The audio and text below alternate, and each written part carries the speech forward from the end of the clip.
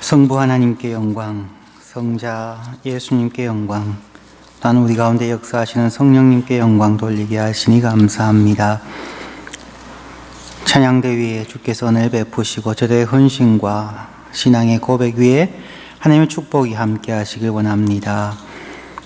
하나님여, 이제 하나님의 말씀 듣기 원합니다. 성령 하나님, 우리의 마음을 주장하시고 감동하여 주옵소서. 성령 하나님께서 친히 말씀하심으로 전하는 자와 듣는 자가 함께 겸손히 주의 말씀을 받고 결심하며 말씀대로 살아갈 수 있도록 주여 인도하시고 역사하여 주옵소서. 주여 말씀하옵소서. 주의 백성들이 듣기를 원합니다. 예수님 이름으로 기도하였습니다. 아멘. 오늘은 하이델베르그 교리문답설교 21번째 시간, 몸이 하나요 성령도 하나라는 제목으로 함께 나누어 봅니다. 지난주에 이어서 성령님의 사역과 우리의 신앙 고백에 대해서 알아보는 시간입니다. 지금 하는 부분은 사도신경의 이제 끝부분이라 하겠습니다. 지난주에 살펴본 것과 같이 성령님의 가장 중요한 사역은 우리 그리스도인들로 하여금 하나님의 말씀과 마음을 가르쳐 주시고 기억나게 하시는 것이었습니다. 성령님의 은사뿐만 아니라 성령의 열매가 우리의 삶에 풍성히 맺혀짐을 통하여서 첫 번째로 하나님과 우리와의 관계가 회복되어지고 우리와 우리의 이웃들 수평적인 관계의 회복이 일어나며 더 나아가서 나와 나 자신과의 관계가 회복되어지게 하는 것, 그것이 성령님의 중요한 사역입니다. 그것이 성령의 열매 9가지에 나타나는 관계의 회복입니다. 사랑과 희락과 화평이 하나님으로부터 우리에게 임함으로 우리가 하나님과의 관계가 회복되어집니다. 우리가 이웃에 대해서 오래 참고 친절하며 그들의 유익을 구하는 삶을 통하여 이웃과의 관계, 나 주위의 사람들과의 관계가 회복되어집니다. 자신에 대해서, 우리의 말에 대해서 주의하며 자신의 부족함에 대해서 젠틀하게 품어주고 또 자기를 절제함으로 다른 사람과의 관계 속에서 온전함을 유지하게 함으로 자신에게 셀프-에스팀이 높아지고 자신과의 관계를 회복할 수 있다는 것입니다. 우리의 인류의 역사를 살펴보면 바로 이러한 세 가지의 관계가 파괴됨을 통하여 고통이 있습니다. 하나님과의 관계가 파괴됨을 통하여 사람들은 목적 없는 삶을 살아가게 되고 자기 소견에 좋은 대로 행하여 감으로 절대적인 윤리나 절대적인 삶의 기준이 없어져 버렸습니다. 이웃과의 관계 속에서 우선은 자기 개인 이기주의에 빠져 있을 뿐만 아니라 자기가 소속되어 있는 집단의 이익을 위하여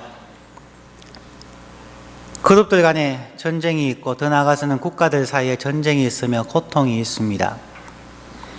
그리고 오늘날, 특히 오늘날의 사람들은 자존감이 낮아져서 자기의 삶에 만족하거나 자기를 사랑하고 자기를 자랑스럽게 여기는 부분이 너무나 부족한 것이 바로 오늘날의 현실일 뿐만 아니라 인류 역사의 모습임을 우리가 보게 됩니다.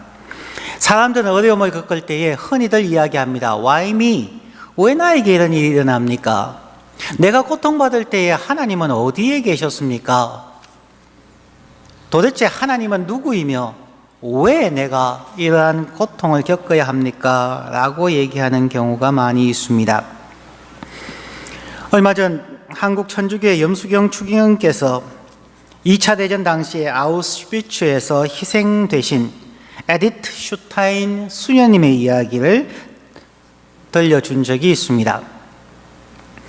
에디트 슈타인 수녀님께서 아우슈비츠에 잡혀가서 거기서 수많은 유대인들이 죽음을 당했습니다. 60만이라고도 얘기하고 더 많은 숫자가 고통을 받았습니다. 그때 거기에 잡혀서 동료들이 죽어가는 것을 바라보며 자신들도 죽음 앞에서 죽음을 기다리고 있는 그 유대인들이 에디트 슈타인 수녀에게 물었습니다. 하나님은 도대체 어디 있습니까? 그때 그 수녀는 대답했습니다. 가장 먼저 가스실 연기로 빠져나가신 분, 즉 가장 먼저 희생된 분이 하나님입니다. 그리고 그 수녀님은 거기에 있는 사람들에게 질문했습니다. 그러면 인간은 어디에 있습니까? 당신들은 하나님이 어디에 있느냐고 질문하시는데 나는 당신들에게 묻습니다. 그러면 사람들은, 인간은 어디에 있습니까? 예수 그리스도는, 하나님이신 성자 예수 그리스도는 이 땅에 오시는 것이 임마누엘, 하나님이 우리와 함께 하신다는 단순한 의미가 아니라 인간의 고통 속에 들어온다는 의미입니다. God with us라는 단어의 진정한 의미는 God suffering with us라는 말입니다. 신이 인간이 된다는 것은 고통입니다.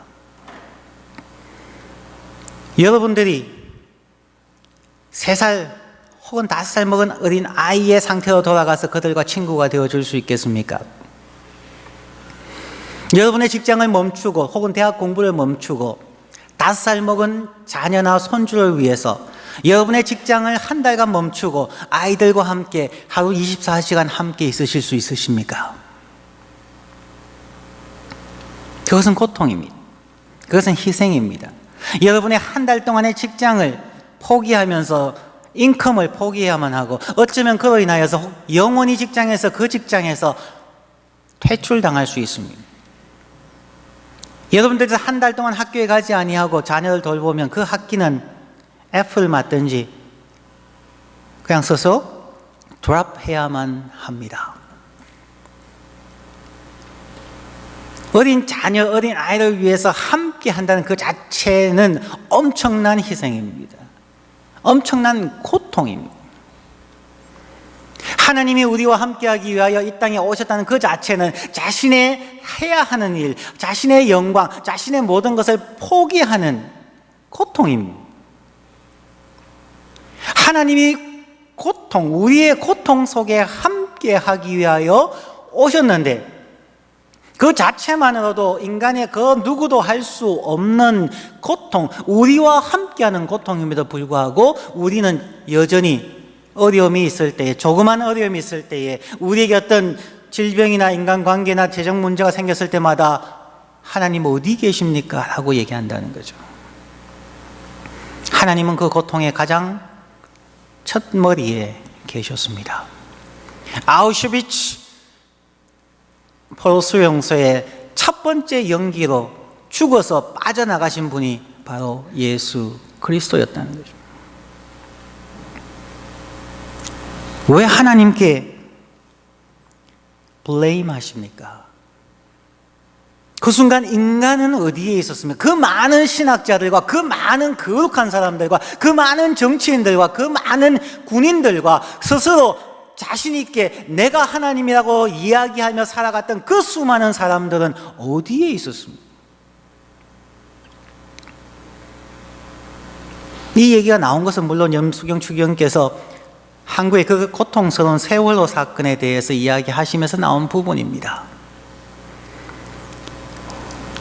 어제도 뉴스앤조이나 그쪽에 보니까 유족들이 신앙이 흔들립니다 라는 인터뷰를 하였더라고요. 왜 신앙이 흔들립니까? 하나님이 하나님의 아들을 잃었을 때 우리의 신앙이 흔들린 적이 있습니까?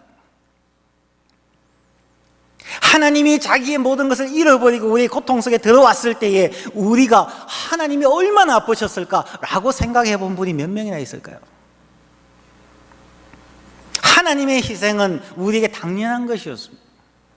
하나님이 새롭게 해주신 새로운 창조, 뉴 크리에이션을 이루시고 우리에게 사명을 주셨을 때에 우리가 어디에 있었느냐는 것입니다.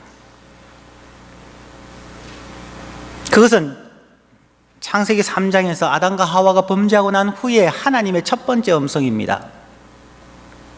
아담과 하와에게 Where are you? 너가 어디 있니? 하나님의 형상대로 창조함을 받은 너가 지금 어디 있니? 지금 너가 무엇을 하고 있니? 라는 것입니다.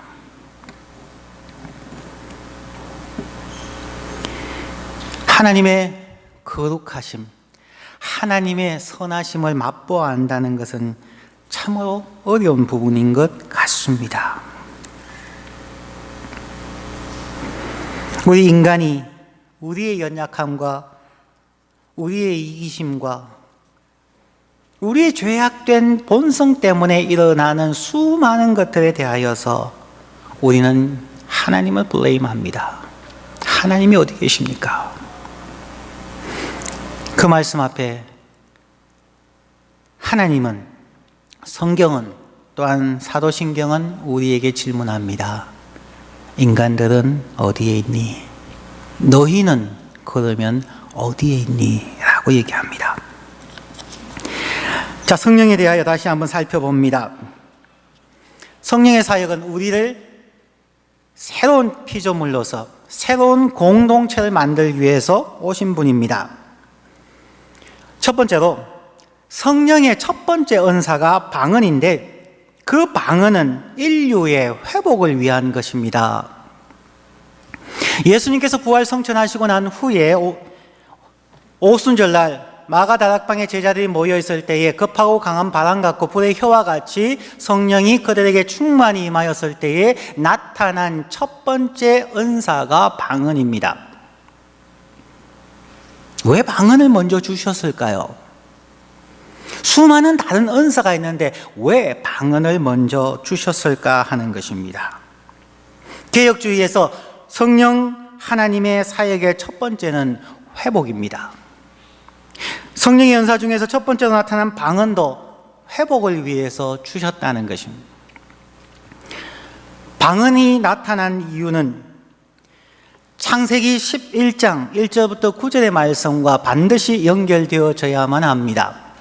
화면을 보시면 1절에 그 땅에 구음이 하나이요 언어가 하나였더라. One language. 2절에 이에 그들이 동방으로 옮기다가 신할 평지를 만나 거기 거하고 서로 말하되 자 벽돌을 만들어 견고히 굽자 하고 이에 벽돌로 돌을 대신하며 역청으로 진흙을 대신하고 또 말하되 자 성과 대를 쌓아 대 꼭대기를 하늘에 닿게 하여 우리 이름을 내고 온 지면에 흩어짐을 면하자 하였더니 여호와께서 인생들에 쌓는 성과 대를 보시려고 강림하셨더라. 여호와께서 가라사대 이 무리가 한 족속이요 언어도 하나이므로 이같이 시작하였으니 이후로는 그 경영하는 일을 금지할 수 없으리로다. 자 우리가 내려가서 거기서 그들의 언어를 혼잡케 하여 그들로 서로 알아듣지 못하게 하자. 여호와께서 거기서 그들을 온 지면에 흩으신 거로 그들이 성삭길을 거쳤더라.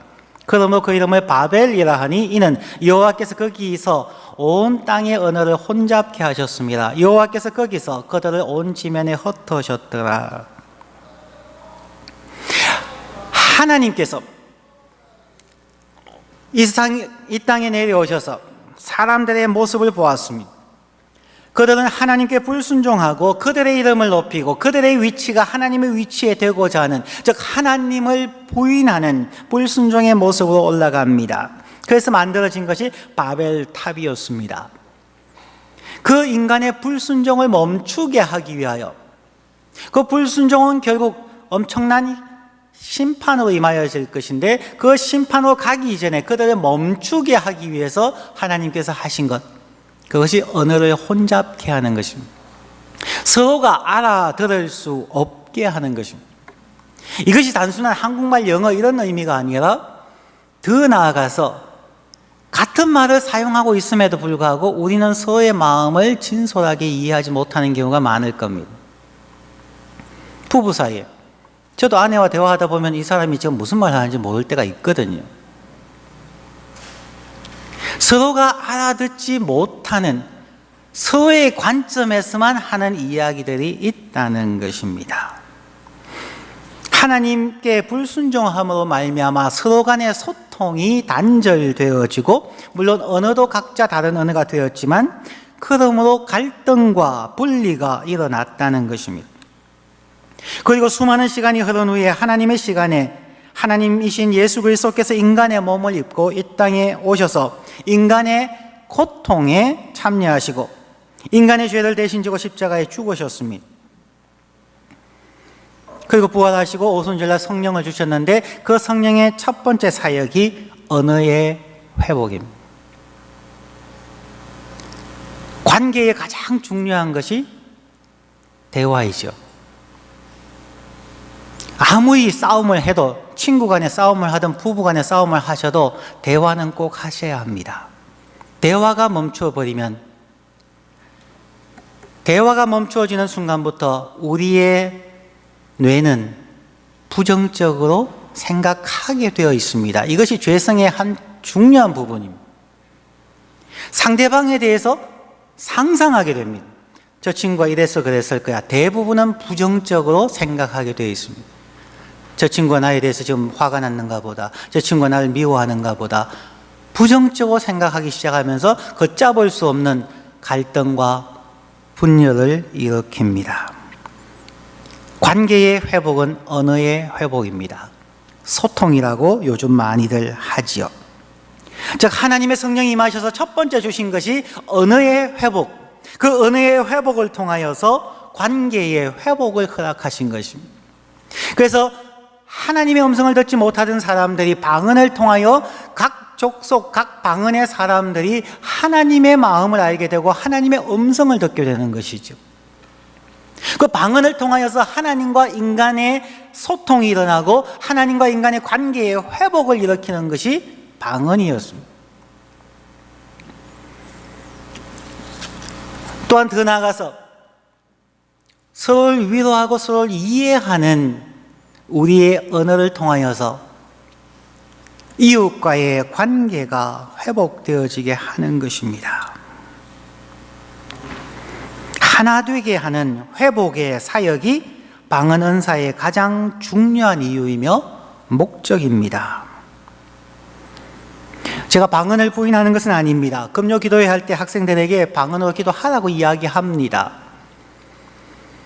그 자체를 부인하는 것이 아니라 의미를, 하나님께서 주신 의미를 이해하자는 것입니다. 방언을 하는 사람이 방언을 하지 못하는 사람보다 특별한 사람이라는 뜻이 아닙니다. 은사를 가졌다고 교만하거나 다른 사람을 업신여기거나 교인들 간에 차별을 두게 되는 것은 그 사람들의 신앙이 성숙하지 못하여서 은사를 주신 하나님의 뜻을 바로 이해하지 못한 것입니다. 즉 특별한 언어는 하나님의 임재와 충만을 보여줍니다. 그리고 그 충만은 반드시 회복과 하나 되게 하는 역사가 일어날 때에 진정한 성령님의 충만이라고 할 수 있습니다. 바울 사도는 고린도전서 14장 19절에서 이야기합니다. 그러나 교회에서 너가 남을 가르치기 위하여 깨달은 마음으로 5마디 말을 하는 것이 1만 마디 방언으로 말하는 것보다 나으니라. 교회에서 남을 가르치는 것이 무엇일까요? 복음 아닙니까? 복음은 하나님과 우리와의 관계의 회복이고 우리와 이웃과의 관계의 회복이며 나와 나 자신과의 관계의 회복이 아닙니까? 저 교회에서 남을 가르치기 위한 그 복음, 회복의 복음을 가르치기 위하여 깨달은 마음으로 5마디 하는 것이 1만 마디 방언하는 것보다 더 유익하다고 이야기하는 것입니다. 하나님의 회복, 하나 되게 하시는 뜻을 깨닫고 가르치는 것, 하나 되게 하시는 하나님의 마음과 뜻을 알고 형제와 자매를 위로하고 격려하는 말 한마디가 진정한 방언의 은사라 할 수 있습니다. 성령님은 우리를 하나의 공동체가 되게 하십니다. 그것이 하나님의 뜻입니다. 하나님은 이러한 하나님을 신뢰하고 서로 사랑하는 공동체를 회복하시고 보호하시며 세상 끝날까지 보존하실 것입니다. 그것이 바로 하델버 교리문답 제54문과 4문의 문제와 답입니다. 거룩한 공회 The Holy Catholic Church에 관하여 당신은 무엇을 믿습니까? 하나님의 아들께서 성령과 말씀을 통하여 태초부터 종말에 이르기까지 전 인류 가운데 영생을 얻도록 선택되어 참 믿음 안에서 하나가 된 공동체를 모으시며 보호하시며 보존하신다는 것을 믿습니다. 물론 나도 이 공동체에 속해 있으며 언제까지나 그 일원으로 남게 될 것입니다. 사람들은 그냥 나누려고 합니다. 심지어 개신교 안에도 수많은 교단과 수많은 교파들이 있습니다. 하나 되도록 우리는 노력해야만 할 것입니다. 이제 두 번째로 성령님은 성도들이 사랑의 공동체를 세우도록 돕는 사역을 하십니다. 성령님의 사역이 하나님께서 태초에 에덴 동산에서 창조하신 세상의 회복임을 깨달은 성도들은 이러한 사랑의 공동체의 회복과 건설을 위하여 노력하여야 한다는 말입니다. 자, 오늘날 많은 사람들이 셀폰 혹은 스마트폰을 가지고 있습니다. 셀폰을 여러분들께서 며칠 동안 계속 사용할 수가 있을까요? 그렇지 못할 겁니다. 하루에 한 번이나 혹은 자주 전원에 연결을 해서 충전을 하여야만 합니다. 한 번씩 제가 아내에게 전화를 하는데 전화를 전혀 안 받습니다. 집에 와서 한번 확인을 하면 거의 대부분이 방전되어져 있습니다. 충전을 하지 않았으니까요. 왜냐하면 전화 걸어주는 사람이 없답니다. 제발 좀 전화 좀 걸어주십시오. 전화를 받을 일이 거의 없으니까 얼마나 있는지를 보지를 않은 거죠. 셀폰에 보면은 그 화면에 건전지가 얼마나 있다는 것이 표시되어져 있습니다. 그래서 그 막대가 하나밖에 없으면은 보통 충전을 하는 것이죠. 우리가 하나님의 자녀되었고 성령으로 말미암아 회복의 사역을 하게 하지만 우리가 할 수 없습니다. 우리는 반드시 하나님의 전원에 항상 연결되어져서 충전되어져야 합니다. 그러므로 하나님의 회복의 사역에 부름을 받은 모든 그리스도인들은 끊임없이 자신이 얼마나 충전되어 있는지를 확인해야 된다는 거죠. 나에게 얼마나 하나님의 은혜가, 하나님의 사랑이, 하나님의 컴패션이 얼마나 있는가를 확인할 수 있어야 되는데 그 확인의 시간이 여러분의 경건의 시간이나 주일 예배 시간이나 하나님 앞에 나가는 시간입니다. 그 시간이 없이 그냥 두면은 여러분의 삶은 방전되어져서 하나님의 음성도 들을 수 없을 뿐만 아니라 이웃의 진정한 음성, 그들의 고통의 음성을 들을 수 없게 되는 것입니다. 자주 매일 하나님의 그 전원의 근원, 하나님의 은혜와 능력의 근원에 여러분을 훅급하십시오. 날마다 충전하십시오. 충전하지 않고는 우리는 역할을 할 수가 없습니다. 하나님은 우리에게 우리의 필요를 채우시고 능력을 공급해 주시기를 원합니다. 성령 하나님께서 영적으로, 심리적으로, 육신적으로 우리와 함께 하시고 채우기를 원합니다. 그러나 여러분들께서 전원을 연결시키셔야만 합니다. 그렇게 받은 것을 우리 성도들은 자신이 받은 은혜와 은사, 건강과 물질, 지혜와 긍휼을 다른 사람들의 유익과 덕을 위하여 감사한 마음으로 사용해야 할 의무가 있습니다. 이런 예화가 있죠. 들어보셨을 겁니다. 천국과 지옥의 차이점에 대해서 이야기하는데 거기에 가면은 아주 긴 숟가락이 있다고 합니다. 그 숟가락의 중간 부분은 사람이 잡을 수가 없고 끝을 잡고 이제 밥을 먹여주는 것인데 지옥에 있는 사람들은 항상 배가 고프고 천국에 있는 사람들은 배가 부릅니다. 왜냐하면 지옥에 있는 사람들은 그 큰 숟가락을 떠서 자기를 먹으려니까 그 숟가락 길이가 자기 팔보다 기니까 아무리 먹으려고 해도 자기 입에 들어가지 않는다는 것이죠. 천국에 있는 사람들은 서로에게 먹여주니까 충분히 먹고 행복하게 산다라고 어떤 분이 예화로 말씀하셨습니다. 이 땅이 어려운 것은 서로가 자기가 자기 신을 먹이려고 할 때에 우리는 갈등합니다. 분열합니다.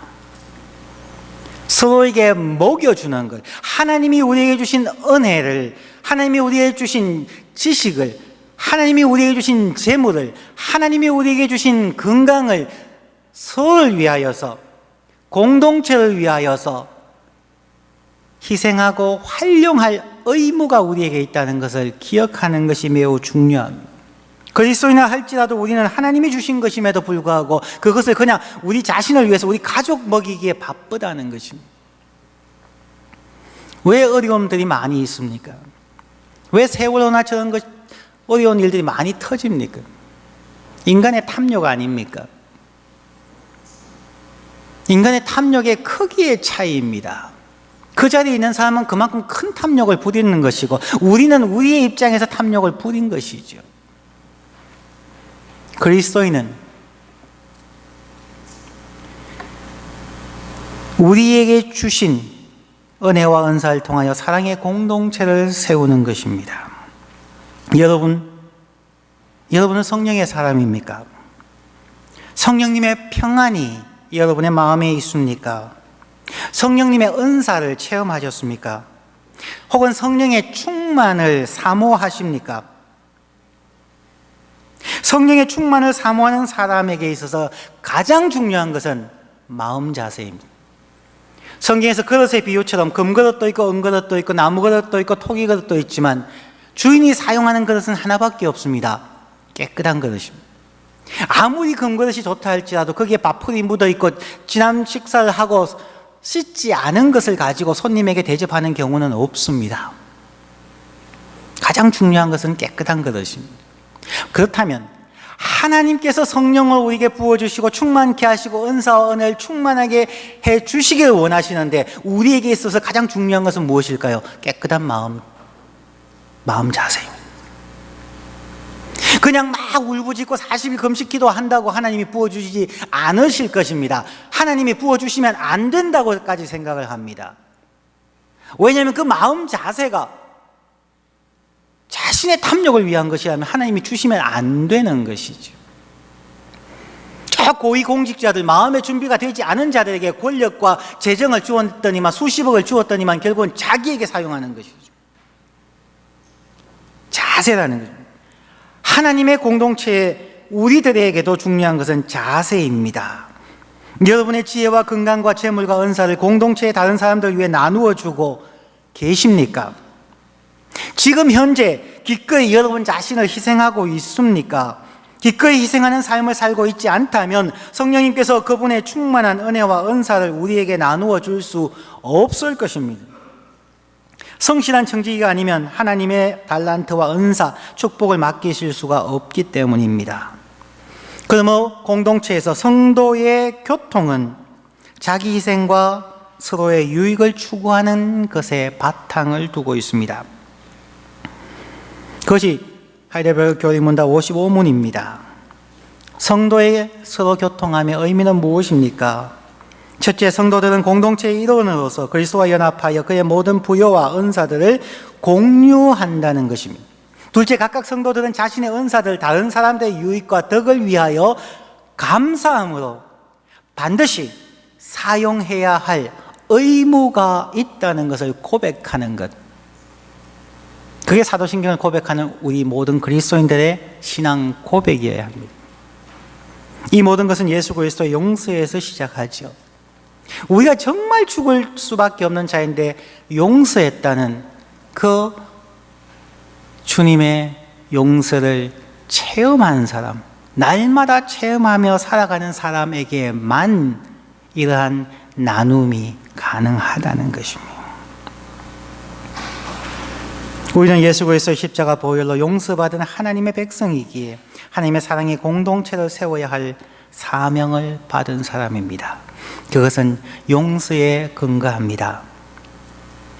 하이델베르그 교리문답 56번 제가 겠습니다. 죄를 사하여 주심에 대하여 당신은 무엇을 믿습니까? 나는 그리스도의 속죄로 말미암아 하나님께서 나의 어떠한 죄도 그리고 내가 평생 동안 싸워야 할 필요가 있는 나의 죄성을 정죄치 아니하심을 믿습니다. 오히려 하나님께서 은혜로 말미암아 내게 그리스도의 의를 덧입혀 주셔서 심판으로부터 나를 영원히 해방시켜 주셨습니다.